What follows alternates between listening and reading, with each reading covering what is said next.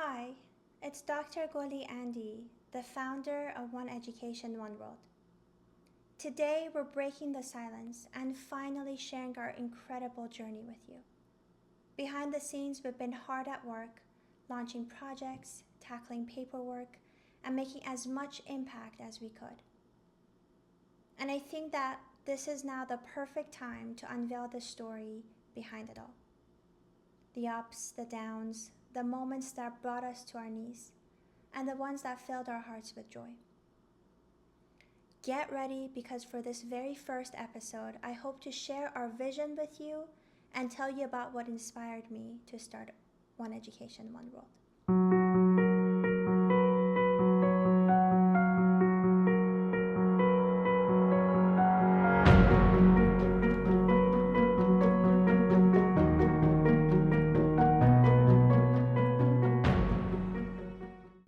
In 2016, my life took an unexpected turn.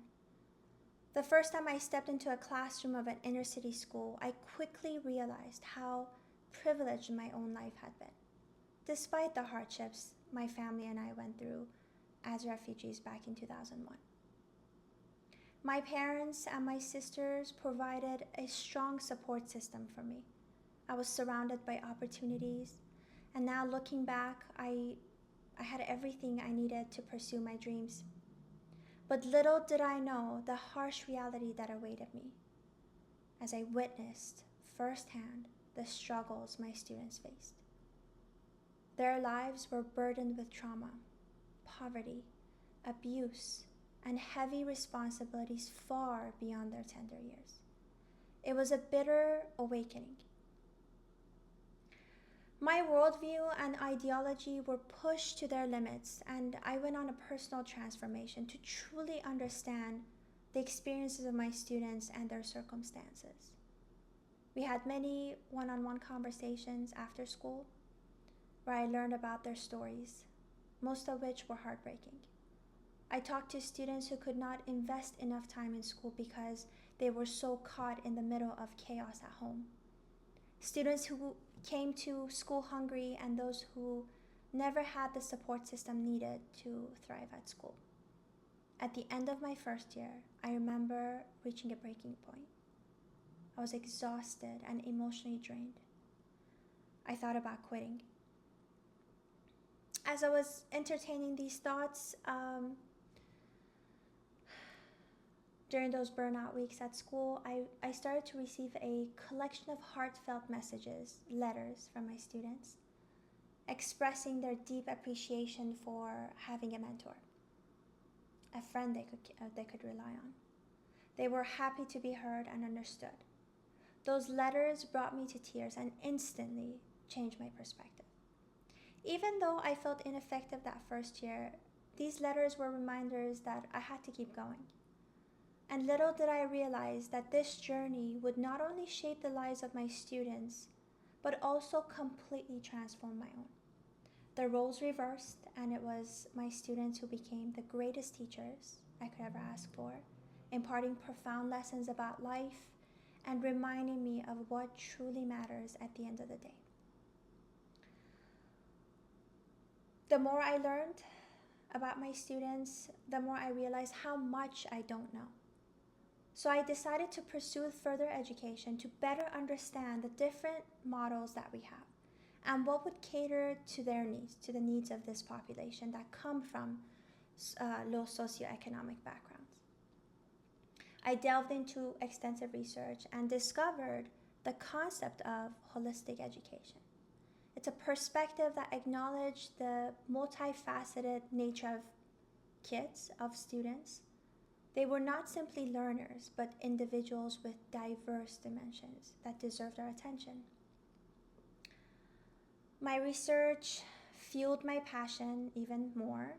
I firmly believe that shaping a generation's future should not just rest on the shoulders of our parents, but should also extend to our educational institutions. Schools have the power to uplift, and it is our collective responsibility to nurture the whole child, taking into account their intellectual, emotional, and social well-being. With this understanding, the team and I made it our mission to create an educational paradigm that would provide comprehensive approach to educating the next generation. It is a work in progress, and we understand what works in one setting might not work in another, especially when it comes to different cultures. Our 9-layer holistic model of education that we have created at our organization is grounded in research and brings in the best practices to address the needs of our students within an educational setting. Now, we will dedicate an episode to that in the future. My research and work both inspired me to personally understand the plight of children in far corners of the earth. I was very curious. What do students or children do in remote communities? What would become of them? Were they destined to be prisoners of their circumstances? Were they victims of their place of birth? I looked into remote communities, rate of poverty, and what other organizations were doing to address these disparities. And then an opportunity presented itself, taking a life-changing trip to Jaipur, India. And it was through an organization that welcomed volunteers, the AII group. This was the first time I would travel alone. I booked my ticket and left everything else to fate. It was unlike anything that I had ever done, but I think passion is sometimes so much stronger than our fear of the unknown. So I worked up the courage to take my first trip and find answers that I was looking for. When I got there, I was assigned to different sites. I spent a few days at an orphanage, a few days at a school in a remote community, and a few more days at one of the biggest slums. What I saw broke my heart. I saw children who had AIDS, and no one wanted to adopt them. I saw children in small space trying to learn at 115 degrees Fahrenheit or even more. And I saw children walking distances just to get basic necessities like water. The profound and atrocities faced by children in the slums and distant villages broke my heart, and it ignited this fire inside me. It was an unsettling feeling, and this trip was certainly a wake-up call. I couldn't turn a blind eye to their struggles. I couldn't unsee what I had seen. I knew I had to be the voice for those children who were far from resources, overlooked, and unheard. The name "A Child Far Away" encapsulates their reality, far from opportunities, resources, and reaching their potential. On the plane ride back to LA, my mind was occupied with what I had seen. What was my role in all of this? And who did I know back home who could help me help them? I was consumed by this vision of a world where every child, regardless of their geographic location or circumstances, would have the opportunity to break free from the cycle of poverty and shape their own destiny. In 2018, the idea of one education, one world was born, which was it is a commitment to providing quality education, support, and hope to children in remote communities around the globe. Now, I did not know the first thing about starting a nonprofit, a 501c3. I didn't know that this whole process would make a new person out of me. I did not expect all the challenges and rejections that to this day we still face. And I always wished I could find young female philanthropists, or anyone for that matter, who would share their stories and help the rest of us, help pave the path for the rest of us who are keen about giving back, or it's what I say, it's our calling. Since that pivotal moment back in 2018, it took us 1 year to register the organization. Although this did not stop our traveling to Middle East, Asia, and Africa, the process was certainly arduous. It felt like piles and piles of paperwork, meetings, and connections. I did not have any professional help. I just had a few good-hearted friends and my family who were on board with my vision. And I remember at some point having to call different law firms to get help write the bylaws and figure out how to deal with things, and the cost was outrageous.